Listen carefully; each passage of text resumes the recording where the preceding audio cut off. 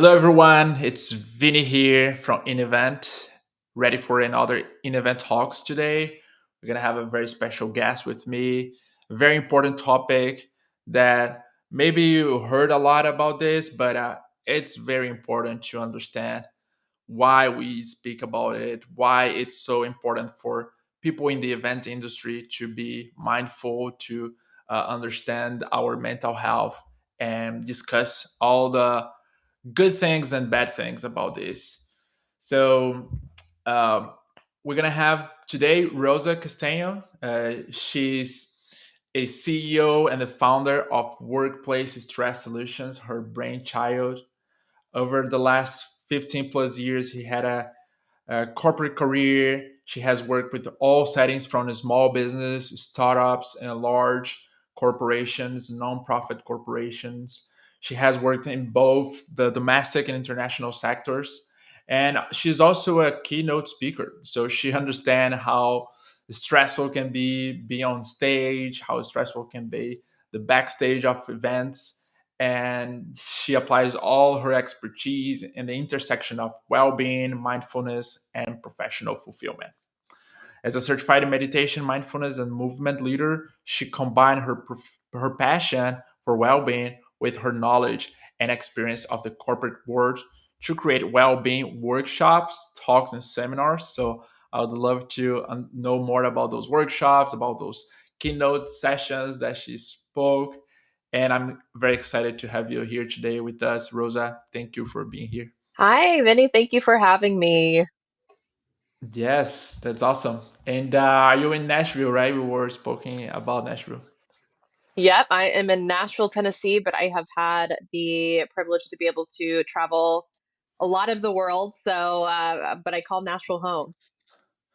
So tell us why you decided to start your company.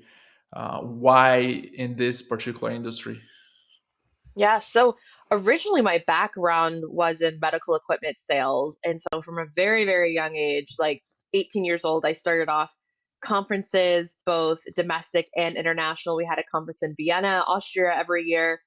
And so it was really interesting for me to see at a very young age how do conferences in the US work, how do conferences in Europe work, very different energy, different applications. And then I transitioned into tourism and hospitality, mostly tourism here in Nashville. But then for the nonprofit that I worked for, it's a large museum here in Nashville about country music. So you can put those together. And I did the US, Canada was my market as well. So did a lot of traveling, did a little bit of everything. And so when the pandemic hit, you know, everything shut down. I did my last trade show. I was in Baton Rouge, Louisiana, and everybody was kind of talking about this thing that was called COVID, and it was just going to be like the flu, and who knows where it came from.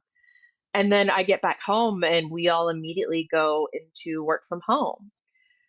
So for me, on the side of my career, I did my yoga teacher training, I added on meditation teacher training, mindfulness. And so I had all of my own practices that kind of helped me, for lack of a better term, stayed sane, stayed whole, stayed grounded. And I realized that not everybody had those practices and that people were at home without the busy schedule, especially the events industry. Like there, everything shut down and there was no in-person meeting. There was no way to do that.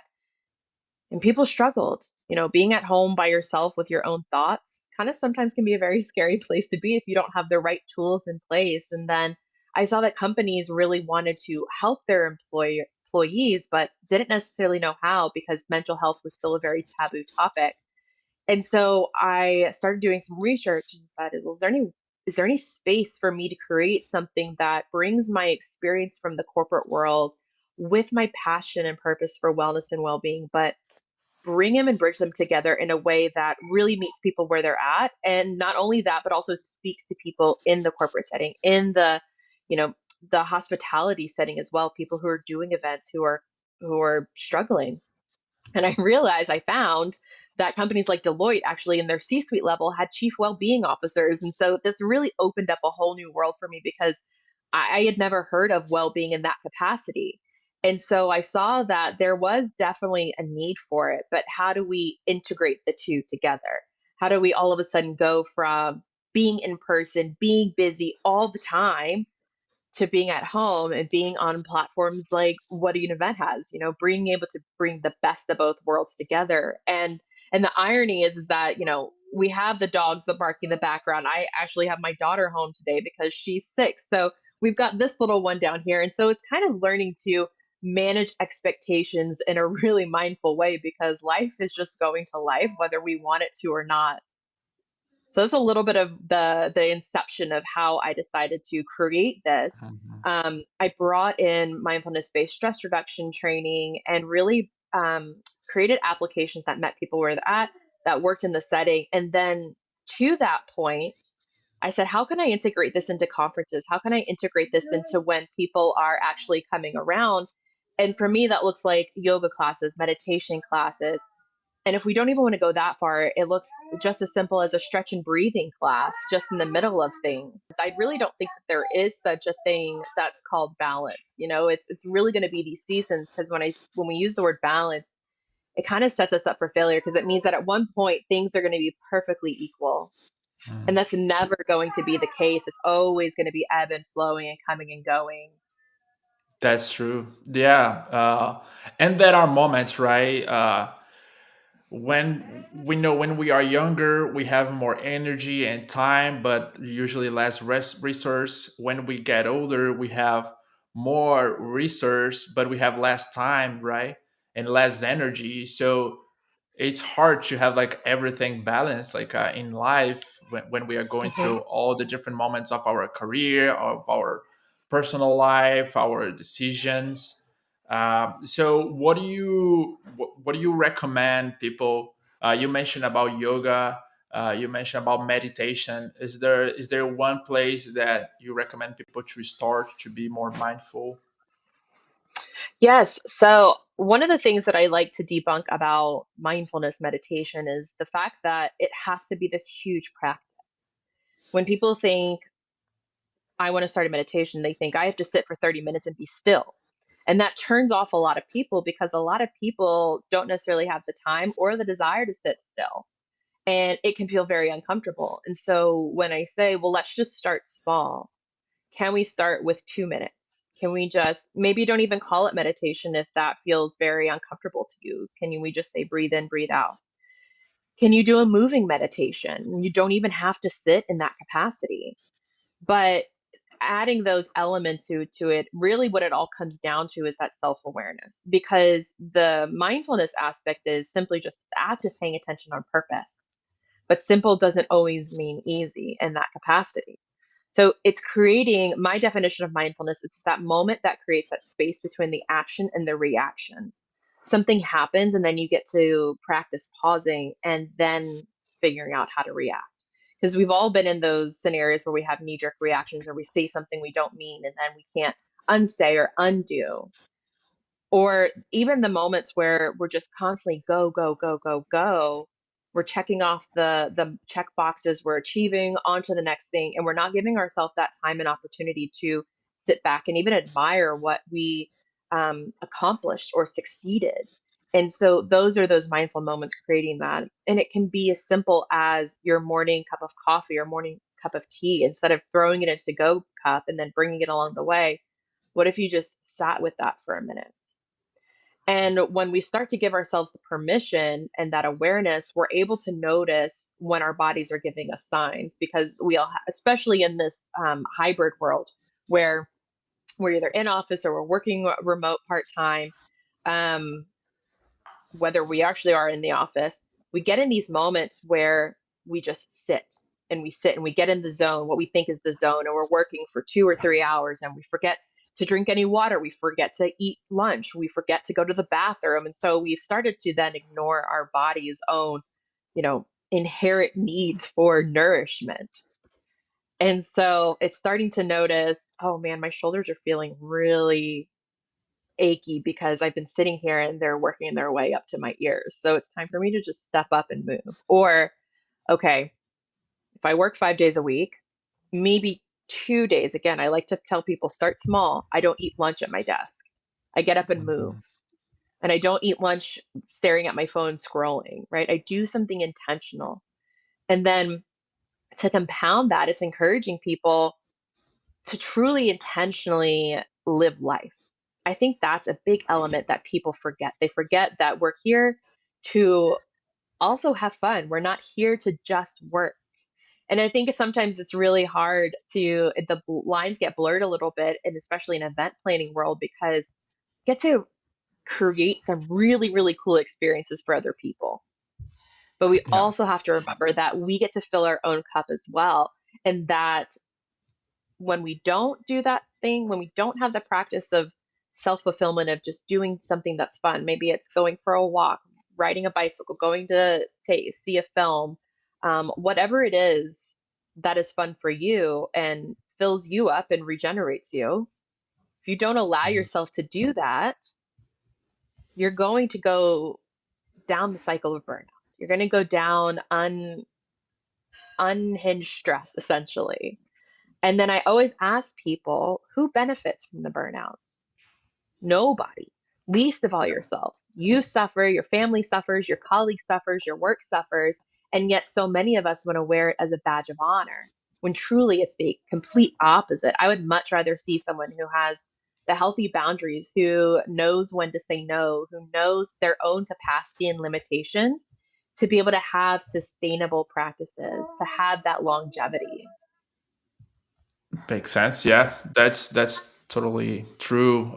We need to take care of ourselves, and that will be good ultimately for ourselves and for people around us.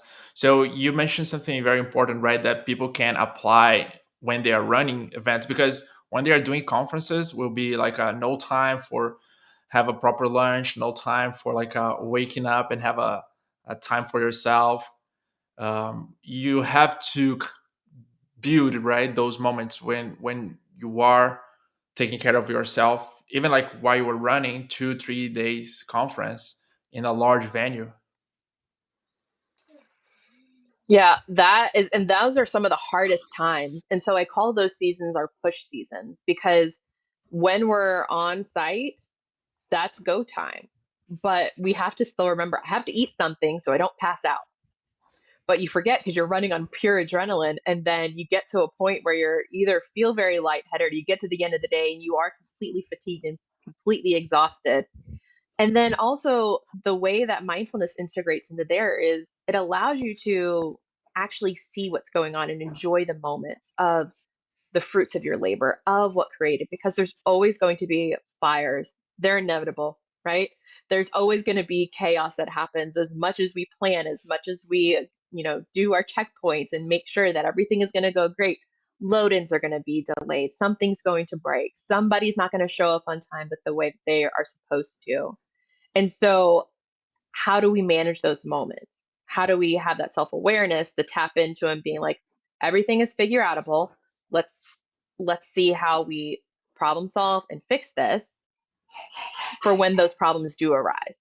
So yeah, talking about sound bath sessions and massage lounge, what do you recommend event organizers to put in place for their events, their trade shows?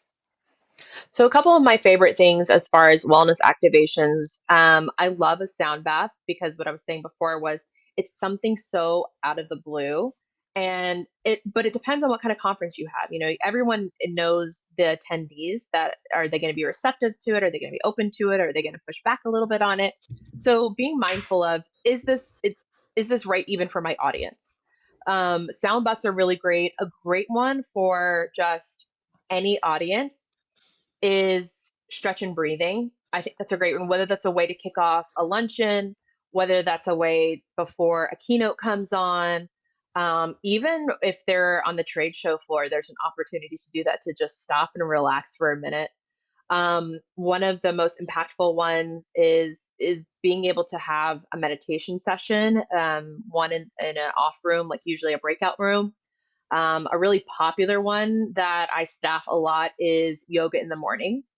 It's always around 6:30 or so in the morning. So it is for those early risers. Is for that opportunity, but it's also an opportunity for attendees to do something a little bit outside of their norm. Maybe they don't always get the opportunity to do that, or maybe they do get to. And since it's all encompassing there, my only caveat to that is to tell people, make sure that you're doing these activations in a time that makes sense for the attendees. Sometimes a conference will bring me on and they'll be like, well, our biggest night event is the night before, so I don't know how attendance is going to be.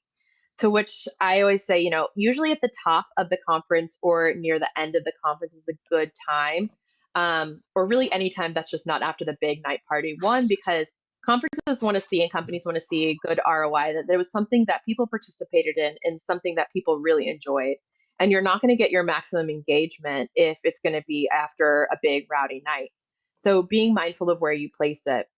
One of my other favorite things for conferences is even just having a wellness room, which is going to Mhm. be um, low lights, comfy furniture, limited cell phone usage, no talking, but a place that people can kind of decompress. Because when you're at a conference, and especially ones that are 2, 3 days, I used to have to go to conferences that were about 4 days long. You get peopled out, right? Sometimes you just want to go in and decompress for a minute.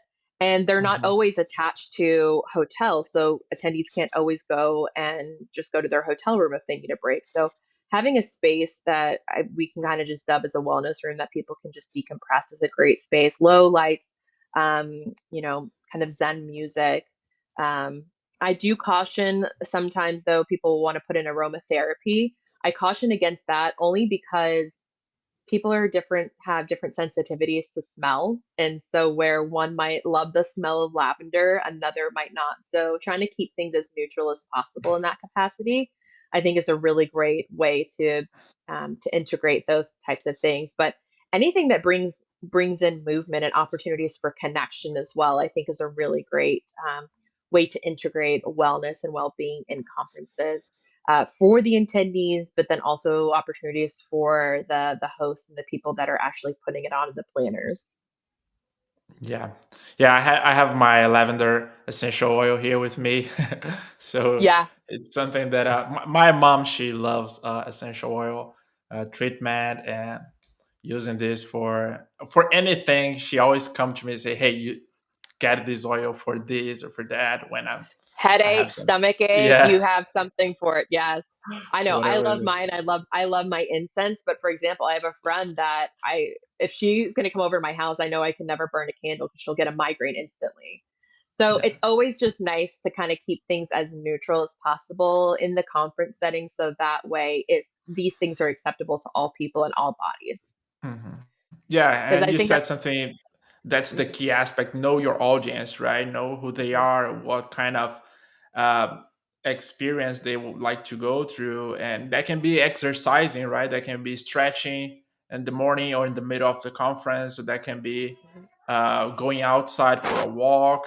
A lot yeah, of events, they put also like golf tournaments before the actual conference starts. So whatever you can make them to uh, be outside those venues, outside those boardrooms. That are so many hours we stay and connected with our phones as well, right? And yeah, even doing things that are not just in our phone. That a lot of research showing we learn more using paper, right? When we write down yeah, on a paper, when we read on a paper, that help us to learn more and be less stressful, so and overwhelming. So yeah, exactly. And to what you were talking about, like the golf and the other activations, it's a great way to have, like I was saying, that connection amongst attendees. One of the most popular places for yoga, for example, will be on the rooftop of hotels. That's a big popular place next to poolside, next to big windows in an atrium. People like to see the outside because a lot of conferences in the when you're in on the trade show floor, it's dark and you don't see light of day for a long time, and so opportunities just to see is it light or dark outside are really great connecting points throughout the day. Nice. One question that I think very important, it is, how do you prepare your keynote speaker, your speakers to the stage? Do you have any specific exercise you recommend event planners to do with their speakers minutes before they go on stage or a day before they go? Is there something that you recommend them to do, or to just tell? Just, I don't know. Dry runs are very important, of course, but is there something that makes them more relaxed? Of course, it's always a very intense moment. We get excited. We have those bumps inside us. But is there something you do for yourself, or would you recommend? Yeah, I can start for myself. Is I think there every time getting up on stage, whether it's a small stage or a large stage, there's always those elements of the jitters, like you were talking about, because it's exciting, right? Because you're excited to share your message, you're excited to be there, you're honored to be there. And so it can tend to get overwhelming. And that's where I love that saying of be where your feet are. So it's remembering, can we take those clearing breaths? Because those breaths in through the nose, out through the mouth, they actually help to calm our nervous system and helps regulate us. So being able to have a space that we can do that, whether, which normally I feel like there's a green room, there's some place that can just be a calm area to be able to kind of just get your mind right, to just breathe in and out, and then getting on stage and just being in that moment, because sometimes if I'm not in that moment, then I joke that I feel like I black out, right? We go to tunnel vision because we're just so excited, and you black out a little bit. But you also miss out on opportunities for the connection, for the enjoyment, for being able to read cues from the audience, to be able to engage as needed. But really the idea of being where your feet are, being grounded in that moment, and is going to be one of the most helpful aspects as the speaker, but then also kind of just reminding from the planner side to just give those words of encouragement and just telling people to really, have fun, enjoy it, because usually that's what the speaker is there to do. They're there to educate, to enlighten, to motivate. And it's a fun thing that we get to do, it's a passion that we get to do. And so having that little reminder beforehand, to just enjoy it, have fun, don't take it so seriously, I think is a nice offering to really anybody who's getting ready to go on stage, whether it's MCs, keynotes, whether it's, whoever it might be. Hmm. Yes. Nice. Very good. Um, and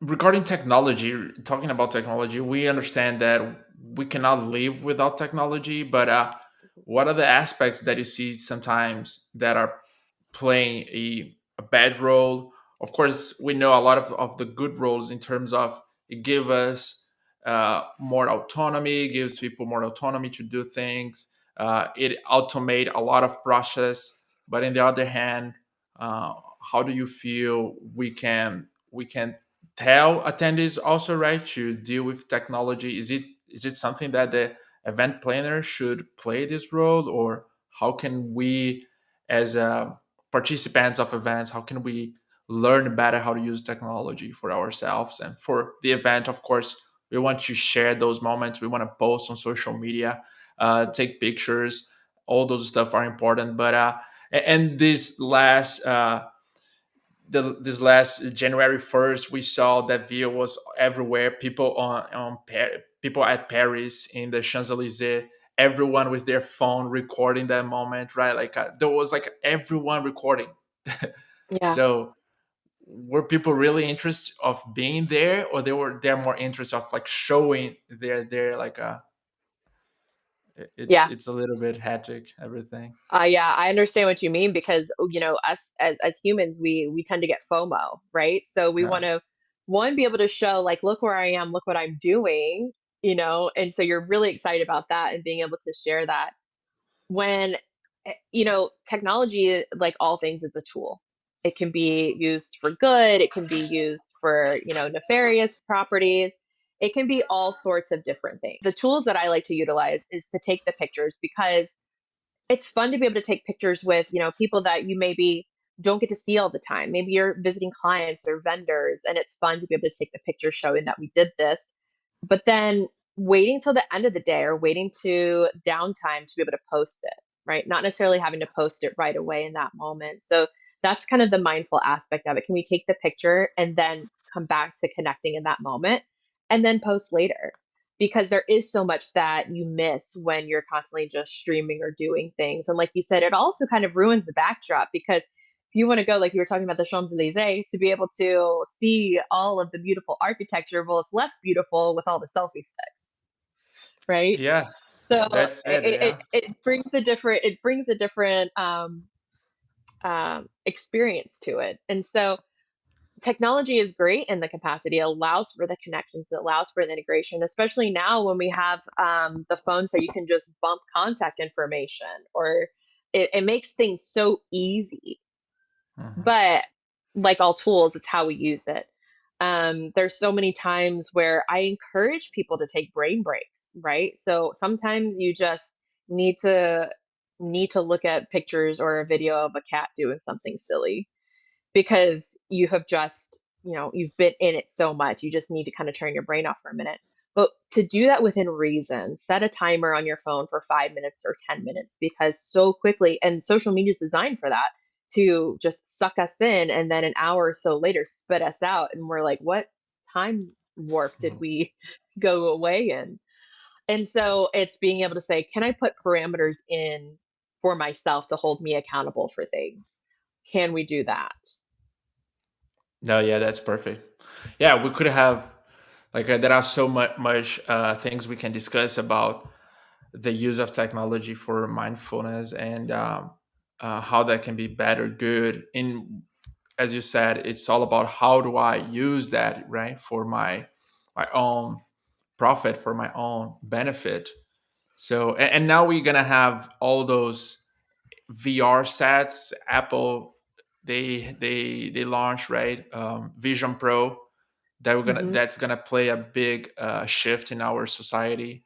But yeah, I think we needed to learn how to design our conferences, our events in a way that you can embrace those moments, right? You say like, well, yes, we're gonna Yeah. have time for social media. We're gonna have time for photos. We're gonna have time for like bump our phones and connect, So and have moments that you don't need that at all.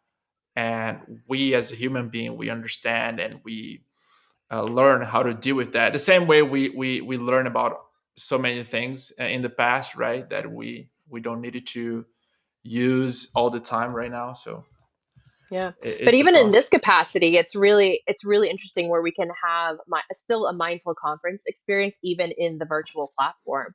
I wrote an article about just how do you even have a mindful conference experience, because so much of it though goes down to listening, active listening, and listening on purpose.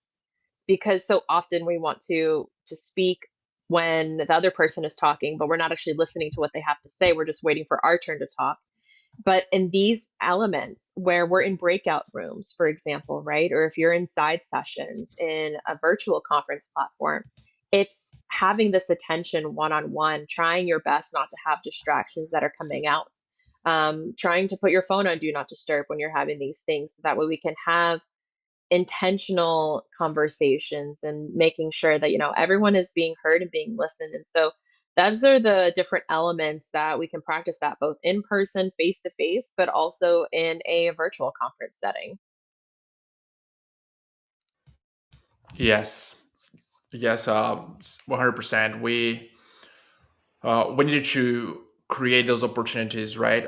Rather in person or online, and take advantage of this. Of course, understand uh, the time that you spend in front of screens, right? That can definitely damage. But if we know how to use that, we can create so many opportunities for people. We can create new possibilities, and just understand the importance of well-being, right? Yeah. Opportunities for breaks, especially at conferences. Sometimes things are blocked, 90 minutes, 120 minutes. And you think about the need to insert little breaks there. How it, as a planner side of things, you're like, how long would I want to stay seated listening to somebody? No matter how engaging the speaker might be, you're still sitting for a very, very long time. So great free opportunities, even in that capacity, is just adding in little breaks. 15 minutes here, reset moments, just to give people opportunity to get up, move, go to the bathroom, take a call, drink some water, get a bite to eat. So they're not having to feel like I have to sit here for 90 minutes, 60 minutes, just endlessly, multiple times a day. Mhm, mhm. And have you been using AI to help you with those mindfulness or with your workshops? Is there any AI tool that you have you tried? Have you tried it? Yeah, yeah. I It helps make my life actually a lot easier. I use AI to help create outlines for workshops for programmings that I want to do.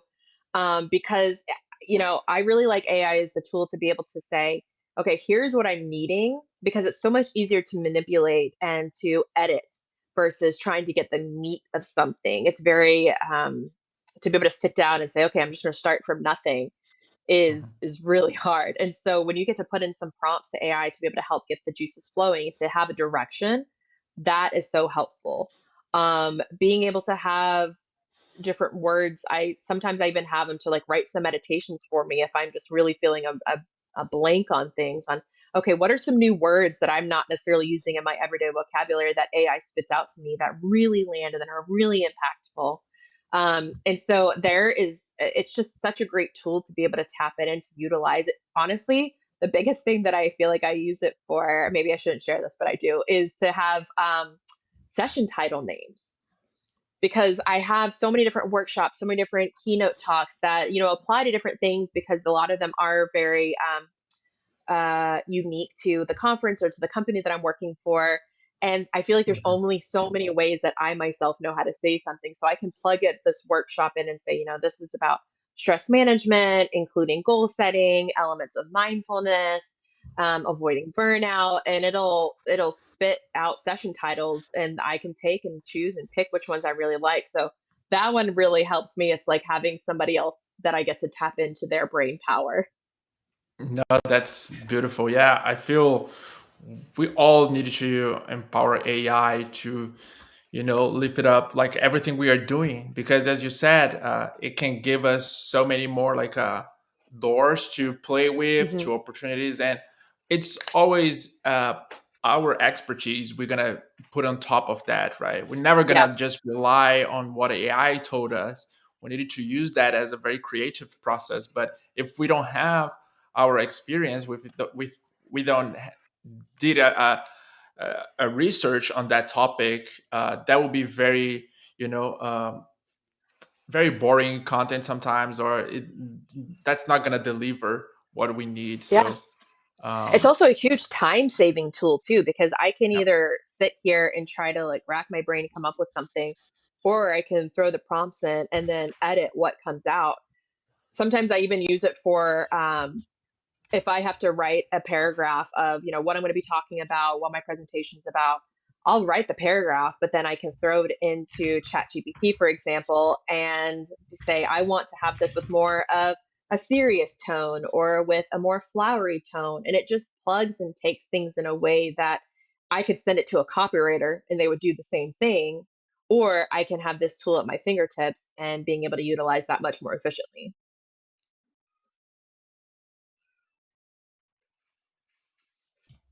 Exactly, yeah. It's a very powerful tool.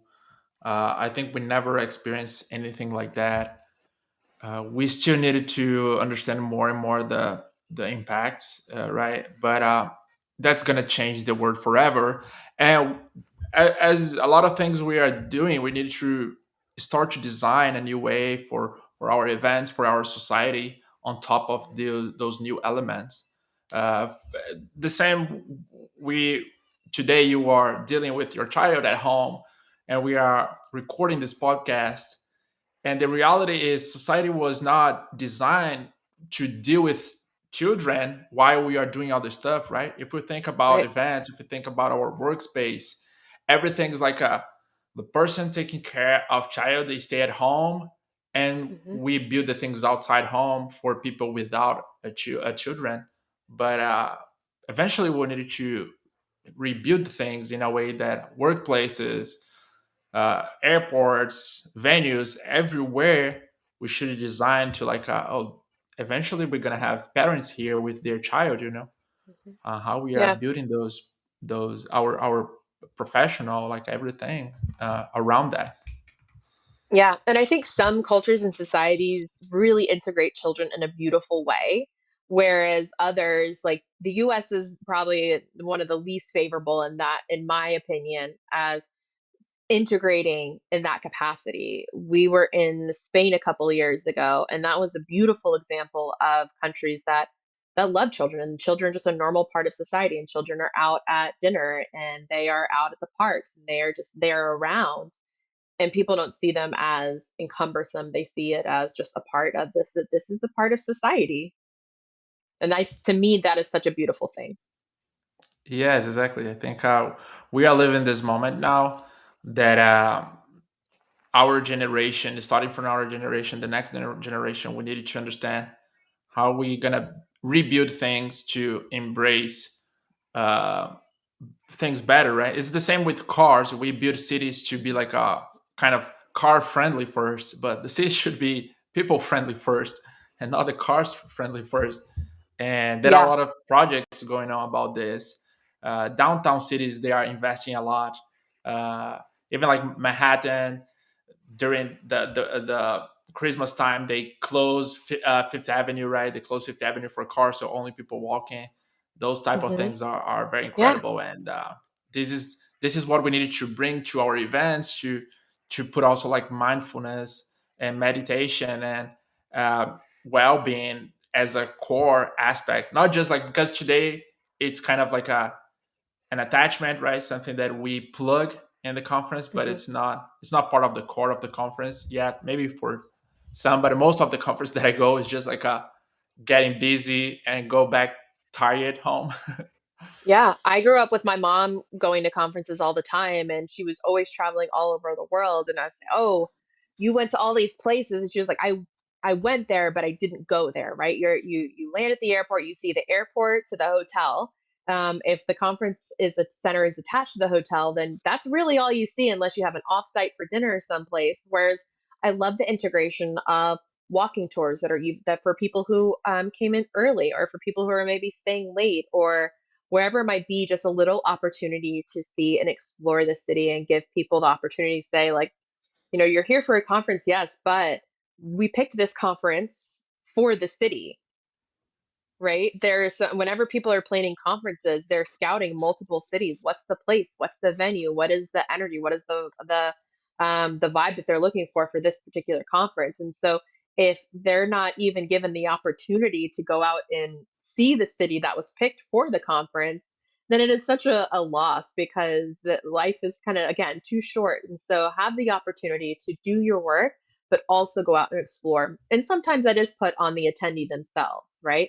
To be able to go out and see that. But when conferences can integrate a walking tour, or integrate some other capacity on how to learn about the city or experience it, I think that's a really fun way to to bring wellness in a different way that doesn't feel like wellness or well-being, but it actually is, to a conference.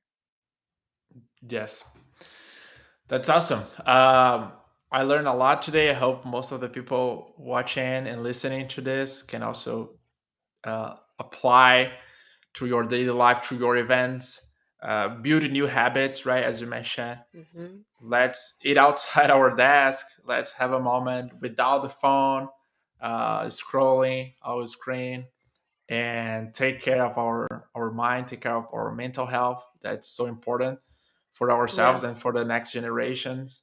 So yeah, I appreciate. Is there anything else you would like to share today? Any last advice? Anything that you are building right now, or maybe a book that you're reading, something that you are doing right now that is helping you? Gosh. Well, I so happen to have one of my favorite books here with me that I feel like everybody should read, which is called The Four Agreements. This is one of my favorite books. It's very small. It's by Don Miguel Ruiz. And to him, the four agreements are: be impeccable with your words, don't take anything personally, don't make assumptions, and always do your best. So I always bring these up in workshops, because to me these are such fundamentals of how we can behave and approach as people, but then also great ways to integrate mindfulness into our way and give people the benefit of the doubt, and understand that everybody is out there trying to do their best, and that sometimes stuff is going to happen, but it's how we manage that is what makes all the difference. That's perfect. Yeah. Awesome. I love that. Thank you so much, Rosa. It was really a big pleasure to talk to you during this almost an hour. Thank you so much for having me, and I'm so happy to connect with you. Perfect. Yeah. Thank you, everyone. This is another in event talks, and we're gonna come back soon with another special guest for you. Thank you, everyone. Thank you.